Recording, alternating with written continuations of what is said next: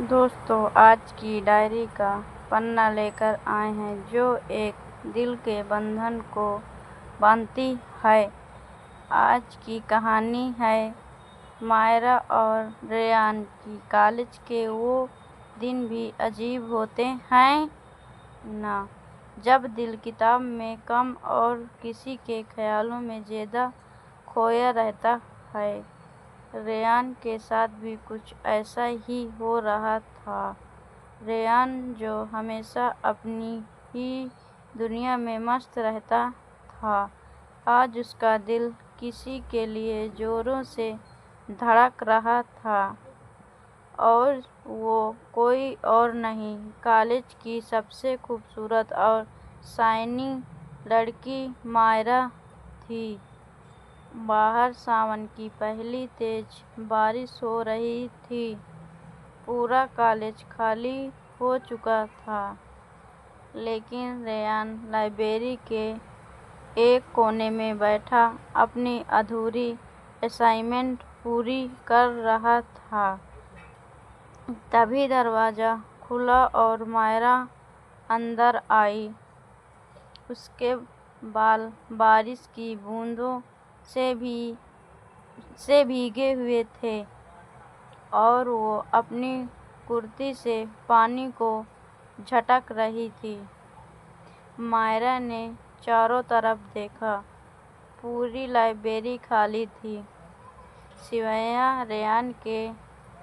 وہ دھیرے دھیرے چل کر ریان کی ٹیبل کے پاس آئی اور بہت دھیمی اور تھوڑی کانپتی آواز میں بولی، سنو، کیا میں یہاں بیٹھ سکتی ہوں؟ باہر بہت تیز ٹھنڈ ہے اور بجلی بھی کڑک رہی ہے۔ ریان مائرا کو دیکھتے ہی کھو گیا تھا، پھر خود کو سنبھالتے ہوئے بولا، ہاں ہاں بالکل، بیٹھو نا، ویسے بھی یہاں کوئی نہیں ہے۔ مائرا ریان کے ٹھیک سامنے بیٹھ گئی۔ اس کی بھیگی ہوئی زلفوں سے پانی کی ایک بوند ٹپک کر اس کی گردن سے ہوتے ہوئے نیچے اتر گئی۔ ریان کی نظریں چاہ کر بھی خود کو روک نہیں پا رہی تھی۔ مائرا کو شاید اس بات کا احساس ہو گیا تھا۔ اس نے اپنی نشیلی آنکھوں سے ریان کو دیکھا اور ہلکا سا مسکرا کر شرارت سے پوچھا، کیا دیکھ رہے ہو؟ کبھی کسی لڑکی کو بھیگتے ہوئے نہیں دیکھا؟ ریان نے تھوڑا جھپکتے ہوئے لیکن سیدھے اس کی آنکھوں میں دیکھ کر کہا، دیکھا ہے، پر کسی کو اتنا خوبصورت لگتے ہوئے پہلی بار دیکھا ہوں۔ ریان کی یہ بے باک تعریف سن کر مائرا کے گال گلابی ہو گئے۔ اس نے شرما کر اپنی نظریں جھکا لیں۔ اچانک زور سے بجلی کڑکی اور پوری لائبریری کی لائٹس چلی گئیں۔ چاروں طرف گھنا اندھیرا چھا گیا۔ ڈر کے مارے مائرا کی ایک چیخ نکلی، ارے ریان! اور وہ اپنی چیئر سے اٹھی اور سیدھے ریان کی طرف لپکی۔ اندھیرے میں اس کا پیر پھسلا اور وہ سیدھے ریان کی گود میں جا گری۔ وقت جیسے ہی وہیں تھم گیا، ریان نے گرتی ہوئی مائرا کو اپنی باہوں میں سنبھال لیا۔ دونوں کی سانسیں ایک دوسرے سے ٹکرا رہی تھیں۔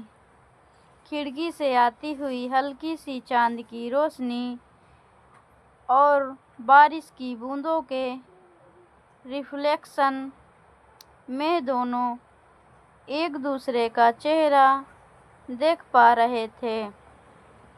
مائرا کا دل اتنی زور سے دھڑک رہا تھا کہ ریان اسے اپنے سینے پر محسوس کر سکتا تھا۔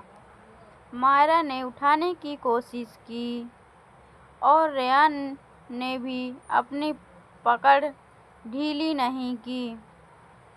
ریان نے بہت دھیمی اور بھاری آواز میں مائرا کے کان کے پاس جا کر کہا، تم بہت ٹھنڈی ہو رہی ہو مائرا، کانپ رہی ہو تم۔ مائرا نے ریان کی شرٹ کو اپنی انگلیوں سے بھینچتے ہوئے جواب دیا، ٹھنڈ باہر ہے ریان، پر تمہارے پاس بہت سکون ہے۔ مائرا کی یہ بات سنتے ہی ریان کے اندر کا صبر ٹوٹ گیا۔ اس نے دھیرے سے مائرا کے بھیگے بالوں کو اس کے چہرے سے ہٹایا۔ اس کی انگلیاں مائرا کے گالوں کو چھوتی ہوئی اس کی گردن تک گئیں۔ مائرا نے اپنی آنکھیں بند کر لیں۔ اس کی سانسیں اور بھاری ہو گئیں۔ ریان دھیرے دھیرے مائرا کے چہرے کے قریب آیا۔ دونوں کو ایک دوسرے کی سانسوں کی گرمی محسوس ہو رہی تھی اور پھر ریان کے ہونٹ مائرا کے بھیگے اور کانپتے ہوئے ہونٹوں سے جا ملے۔ وہ ایک بے حد گہرا، دھیما اور پیشنیٹ کس تھا۔ مائرا نے بھی اپنے ہاتھ ریان کے گلے میں ڈال دیے اور اس پل میں خود کو پوری طرح سونپ دیا۔